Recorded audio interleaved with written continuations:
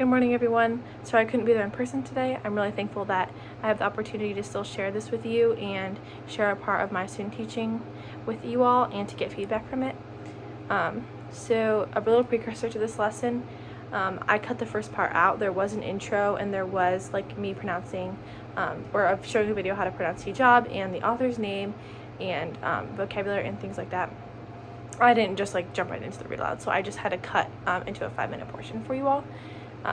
The content and goals of my lesson. The content was just the book, The Proudest Blue, and then the goals of the lesson. We wanted students to grasp how to find the theme of a book using evidence and quotes and ideas from the text, and I believe that they did a really good job with that. Why this segment is significant to me, I believe that it showed the discussion really well, and that students at first were sort of confused with what I was asking, but then they understood more about it. So, and I think that part of the book that you see is a really big part of the theme, and that they needed to get that in order to get the theme. That being said, one of my instructional concerns is, am I asking the right questions, and what do I do if students are not getting it per se,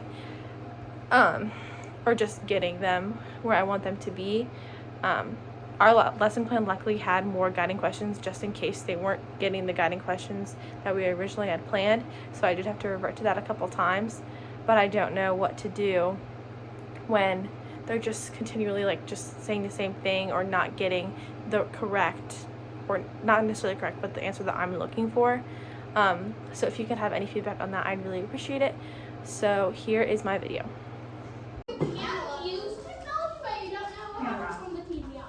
Okay. Let's do a quick check. Are we listening? Are we ready to read this book? If you can just listen from there, you're good. Okay. Thank you for being patient with me. So before I go through this book, I just wanted to go through a couple of vocab words that are going to come up throughout it, and I just want to make sure that we know what they mean. First things first, I'm going to finish this. Okay, so the first one is called hijab. Does anyone know what that is?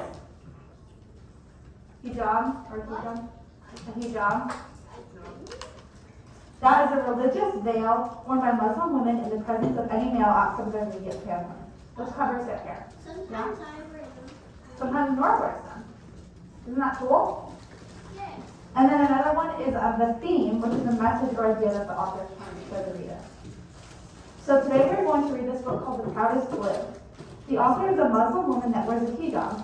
A hijab is a veil or garment that a Muslim woman wears on her head to cover her hair so that men do not see. Why? In this book, there is a general theme, or a general message. Today we're going to read this book and see what we think the theme is. Okay.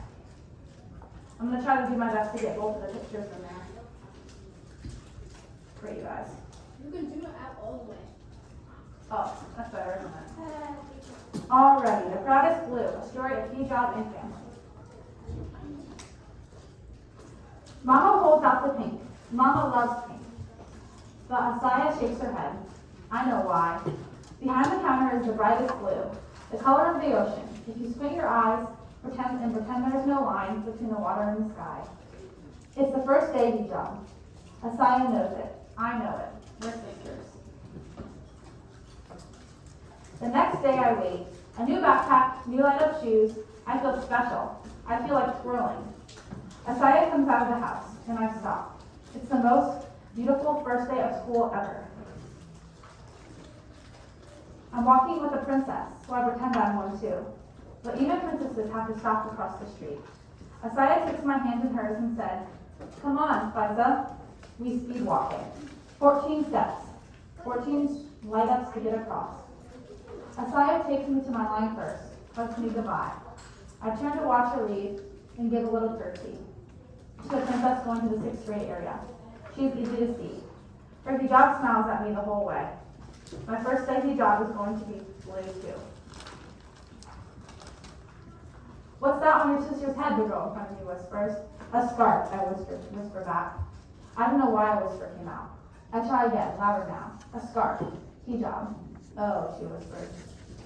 So do you guys think, try to talk with the friend next to you, do you guys think that was a good or bad thing to ask right here? What's that on your sister's head? What do you guys think? Try to talk and then you can share after.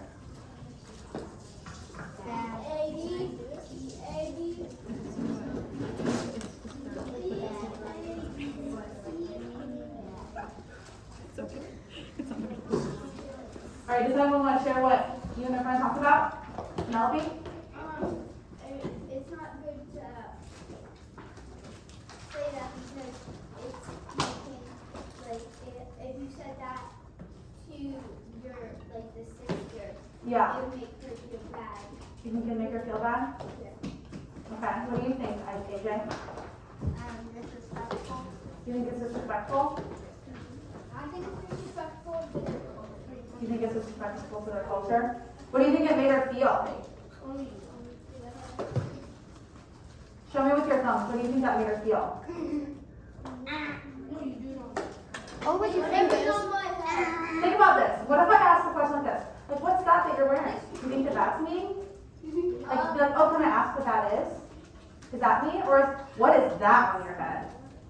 Which one's worse? She probably said it like this. What is it? Yeah, kind of with the attitude, right? With the disgusting look. Yeah. The thing is about questions like let's focus.